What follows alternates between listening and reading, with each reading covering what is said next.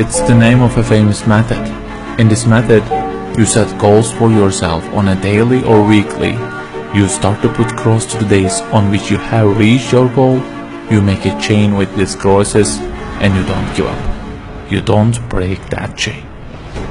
But you have a problem.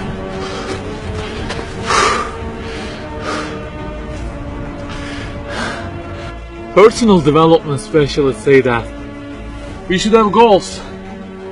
You know, they say like, don't sleep more than 6 hours, learn a language, finish a book every week, don't stop, always run, don't give up on your dream, don't break the chain. Okay, I don't object to them. I also have a table and put crosses on it every day and go after many goals, no problem. But you know what? They don't talk about the most important part of it.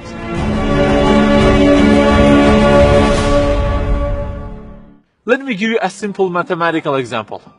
Try to imagine that you are adding numbers, and imagine that the numbers you have added up to this year is, for example, 35 in total, and you start from this year. For example, you will add 4 in this year, and then add 8 in next year, and it goes on. And there is an unknown time which counts down, and when it ends, you can't add any other number. Okay, you start the addition. Plus 4, plus 8, plus 7, plus 3. You add ambitiously, you keep adding and adding. Plus 6, plus 5, and okay, they say time is over. Then you realize that you have added the numbers into a giant parenthesis, and there is a zero multiplication at the end of it. It wipes out all the numbers you have added all those years, and the result becomes 0. Of course, you are disappointed. All your efforts have been wiped out by the 0. A regret arises inside of you. You say, I wish I had seen the whole picture at the beginning and realized that 0 and changed it with 1 before I started the addition. I think you got the point. Okay, guys, you may have goals for this year and afterwards. Learning a language, finishing a book every week, increasing your monthly income to $15,000, not sleeping more than 6 hours, etc. But for what? For what do we set goals exactly? Why don't we break the chain? If it is just for a more comfortable or a more respectable life, remember that all this will already be 0 with death. The death will wipe out all of them. The person who knows English will be equal with the one who doesn't know. The one who earns more will be equal with the one who earns less. The one who can reach his goals will be equal with the one who can't. So, if at the end of it, the death will 0 everything, so what is the meaning of adding more numbers with an ambition?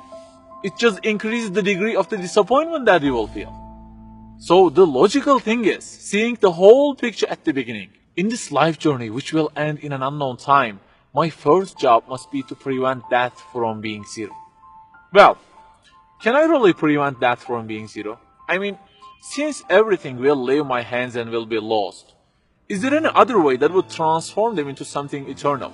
I mean, isn't there any kind of stamp for eternity that would impress all of the things that I possess and say, look, there is a seal on them and you can't wipe them out, okay? They will remain forever. The only one to say such a thing is the owner of the everything. And he says, Kullu şeyin halikun. Everything, the languages you learn, the money you earn, the books you read, everything will be perished, illa wajhah, except their way towards Him. So the Creator of our life says, if your intention is towards Allah, if the thing you do is for His acceptance, it won't disappear, it will be transformed into eternity in paradise. So learning a language, finishing a book every week, being rich, everything, if they are towards Him and for His sake, eternity stamp being pressed on them. For example, in this year, I will study English for 10 minutes daily. For what? Because serving Islam in the field of English is so important, and I want to gain acceptance of my Lord with it. That 0 has turned into 1. This year, I will finish a book every week. Why? Because this is the way of being a more sophisticated person and serving Islam better, and Allah who is eternal will be pleased with it. Good news, that 0 has turned into 1 because now His acceptance is your intention. I aim increasing the income of my company to $150,000. For what? Because I will spend that money on spreading the message of the Quran to the whole world and the publications that would please Him. you have exterminated the zero, because now your goal is towards him. We add and add like this through our lives, and they don't end with death. People who seek Allah's sake in their actions kill their death. Death cannot zero their additions. If the thing we do is for his acceptance, it is not mortal. You may say, I don't really love him that much, and maybe I don't really believe in him that much either. So how can I do everything for his sake? I don't even know who he is. My brother or sister, that's the problem. You don't even know who he is. And actually, it is our first job in this life, recognizing him. That's the first step. The more you recognize him, the more you love him. And the more you love him, the more you seek his sake in your actions. So learn about him. Who made you? What does he want? Why does he give you such a billion things in each day? Read, find out. Turning to zero into one is a lifelong process. Start at the point that you are missing and try to fix it. Like the specialists say, don't break the chain, but keep the chain to gain his acceptance. Run, but run to be eternal. An unknown time counts down, and before starting to add the numbers, the first thing you have to do is to remove that zero.